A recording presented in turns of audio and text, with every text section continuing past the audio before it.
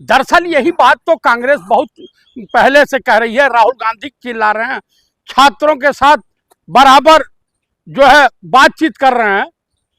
तो आज मायावती जी को याद आई, दरअसल उनकी जमीन उत्तर प्रदेश में खिसक रही थी, दलित भी बेरोजगार घूम रहे हैं मार्केट में, उनका पेपर जो लीक हो रहा है वो भी रहे हैं, सहभागी रहे हैं। तो आज मायावती को पहले कहा जाता था कि भाजपा की बी टीम है, लेकिन अब जमीन खसकती हुई देख करके मायावती जो है खलबला गई हैं, खलबली मची है बसपा में। मायावती का गुस्सा जायज है? देखिए, मायावती को शुरू से स्टैंड रखना चाहिए था, इस तरह का स्टैंड रखना चाहिए। वो मंदिर में जो चंदा चोरी हुई उस पर बोली नहीं, जो पेपर लीक हुआ उस पर कहीं कोई जवाबदेही नहीं, कोई नहीं।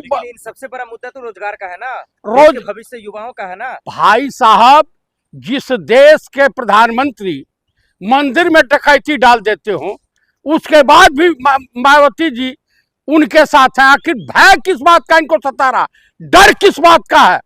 कुल मिलाकर के मैं यही कहूंगा कि मायावती जी, आपका जो है समय समाप्त हो गया है।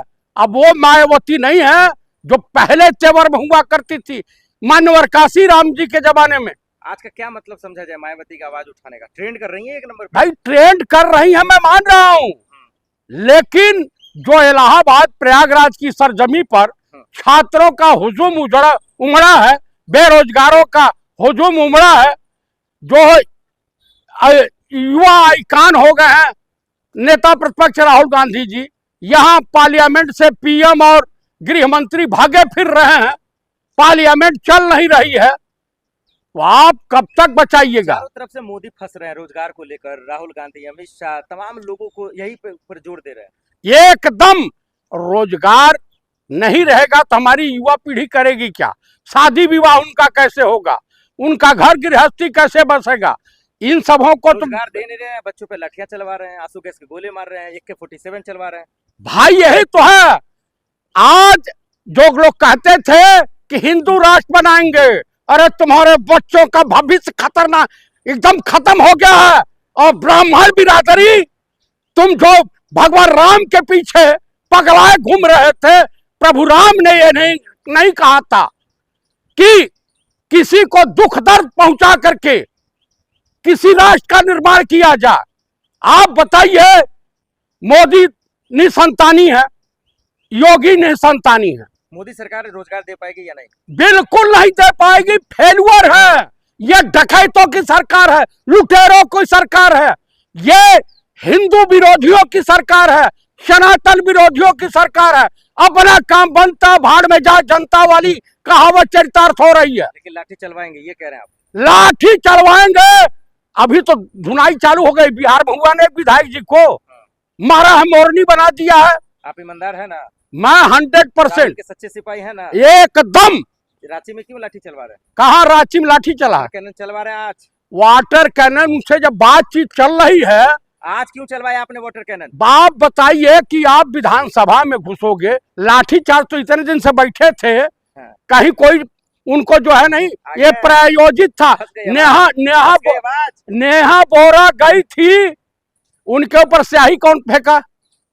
बीजेपी के गुंडों ने फेंका, आरएसएस का। अरे उसको तो दम जो है पेट्रोल डाल देना चाहिए, जो महिलाओं का सम्मान न करे। हिंसा फैलाएंगे आप? हिंसा जिस भाषा में ये लोग सोचे समझेंगे, मैं आपको बता रहा हूं कि भविष्य की चेतावनी दे रहा हूं। का विरोध कर रहा था, अपना गलत क्या वो कौन सा विरोध कर रहा था? हक है वो संवैधानिक हक है। काला स्याही फेंका उनको। उनकी मां को गाली पड़ी, देशवासियों, देश के नौजवानों ने दिया, छात्राओं ने दिया, तब प्रधानमंत्री की। अब प्रधानमंत्री का कहे थे 50 करोड़ की गर्लफ्रेंड, कांग्रेस की विधवा, बार बाला, जर्सी गाय, फिजिशियन बछड़ा, सुपनखा तारुका, बेरोजगारी जी, मायावती, अखिलेश जी, तमाम लोग क्या होना पड़ेगा। नहीं होंगे तो इनकी इस जहान से उजड़ जाएंगे।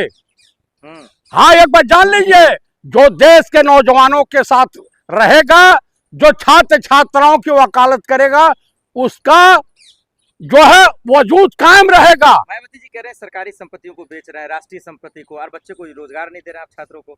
आपको जब मॉडर्न फूड बेकरी को अरुण शौरी ने बेचा था अटल जी की सरकार में, चंद्रशेखर जी पार्लियामेंट में कहे थे, गुरुदेव हमारे पूर्वांचल और यूपी बिहार में कहावत है, जो बेटा अपने बाप की सजोई हुई संपत्ति और धरती को बेचता है उसे नालायक नकारा कहा जाता है।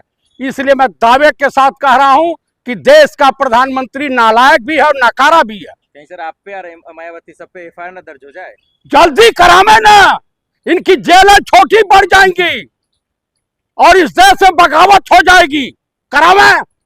ये अचानक से विपक्ष वाले एकजुट कैसे हो गए? सब तो आपस में फूट मर रही थी आप लोगों की। देखिए, जब राष्ट्र का मुद्दा आता है, देश के नौजवानों के भविष्य की बात आती है, तो पूरा देश और पूरे राजनीतिक जो है संगठन को एक साथ दलों को मिल करके कंधे से कंधा मिला करके इस बेरहम जालिम देशद्रोही सरकार को उखाड़ फेंकने का।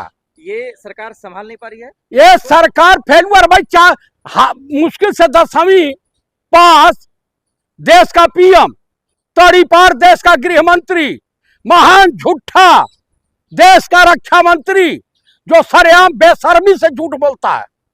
तब बताइए, सब जो है भारतीय जनता पार्टी को भारतीय बलात्कारी जनता पार्टी कहा जाता है। अरे तो कावड़ियों पे फूल बरसा रहे हैं।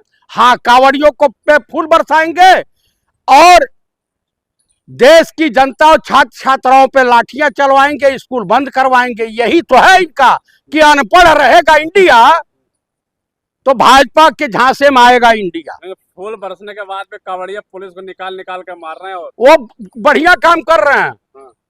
अभी तो उनकी बारी है, उसके बाद भाजपाई विधायक और उनके नेताओं की बारी आएगी। ऐसे मन बढ़ा रहेगा तो धर्म की आड़ में जय श्री राम सुबह शाम 100-100 ग्राम। मैं कावड़िया कह रहे हैं कि योगी से बढ़िया कोई सरकार नहीं। अब तो योगी जी आएंगे उत्तर प्रदेश में, बाबा ने पूरी सड़क दे दी। मैं आपको बता रहा हूं कि भूतो न भविष्यते, योगी नहीं आने जा रहे। बनारस गए थे, पूरी कुर्सियां खाली थी। अरे जैन जी पूरा देख रहे हैं, कावड़िया पूरा मेरा। अरे वो जैन जी हैं, देश के आवारा लुच्चे लफंगे हैं, नशेड़ी है। देखिए भोले बाबा जो है, भगवान शिव जो है, उन्होंने अगर विस्मान किया था तो जगत कल्याण के लिए किया था। आई लोग तो अपना ही नाश कराने के लिए गांजा भांग चरस पी रहे हैं। इससे शिव खुश होंगे। नेता पकड़ा गया, कार्यकर्ता चरस बेचते हुए कावड़ियों को। हाँ, तो उसमें धर्म का धंधा है, हर पढ़ा लिखा अंधा है। हाँ। कौन बढ़ा रहा धर्म का धंधा? ये बीजेपी आरएसएस आए तो है, साधु महात्मा आए हुए चंदा चोरी के खिलाफ, चढ़ावा चोरी के खिलाफ नहीं है। ज्ञापन तो दे दिया पीएम आवास में। तो दे दिया तो पीएम सुनेगा कहाँ, मिलवे नहीं करेगा। और ज्यादा ये लोग कहेंगे तो मार लाठीन बुढ़ापा खराब कर देंगे सब। जनता की ताकत से बढ़ गया सरकार की ताकत। देखिए, ये पुलिसिया गुंडई के बदौलत, और आपको मैं बताऊं कि आज पुलिस प्रशासन पर भी लोग हमले कर रहे हैं इनकी सरकार में। इतने अहंकारी क्यों हो गई ये सरकार? ये सरकार अहंकारी हो गई कि देश का हिंदू मूर्खता की पराकाष्ठा को पार कर गया। अब आप लोगों की बात को मायावती, चंद्रशेखर, तमाम लोग एक सुर में बात कर रहे हैं। हाँ, करना पड़ेगा भाई, अगर वजूद को कायम रखना है तो करना पड़ेगा। आप लोग मायावती का साथ दे रहे हैं? भाई मायावती का साथ, मायावती हमारे, हम तो पहले कह रहे हैं कि आओ कांग्रेस खेमे में से मुद्दा उठा रहे हैं इसलिए। हाँ, आओ, आपका स्वागत है। लेकिन सब पूरा विपक्ष होकर भी योगी जी का कुछ कर नहीं पाएंगे मोदी जी? मैं आपको बता रहा हूं कि योगी जी अब सरकार में नहीं आ रहे हैं। अब कहेंगे शरणम कच्छामी, अब कह रहे हैं कि कुर्सी आज कल जाती हो तो आज ही चली जाए। उनको आभास हो गया है कि अब हम सत्ता में वापस नहीं आने जा रहे हैं। सड़कों पर नमाज बंद करवा दी योगी जी। हाँ, नमाज बंद करवा देंगे।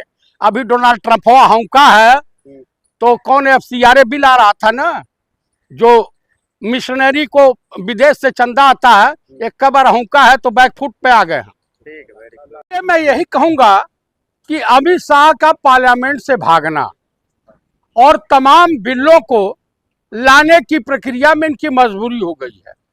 तब अभी आज संसदीय कार्य मंत्री किरण रिजिजू ने कहा कि माननीय गृह मंत्री तड़ी पार आने वाले हैं कहाँ आने वाले हैं? पार्लियामेंट में। लेकिन जब तक ये दोनों रंगा बिल्ला आएंगे नहीं, तब तक संसद चलेगी नहीं। इनके दो बिल हैं। एक बिल जो FCRA बिल था, जो विदेशी फंडिंग आती थी, चाहे वो मिशनरी के लिए या मस्जिदों के लिए लोग दान चढ़ावा देते थे, उस पे इनकी बड़ी वक्र दृष्टि थी।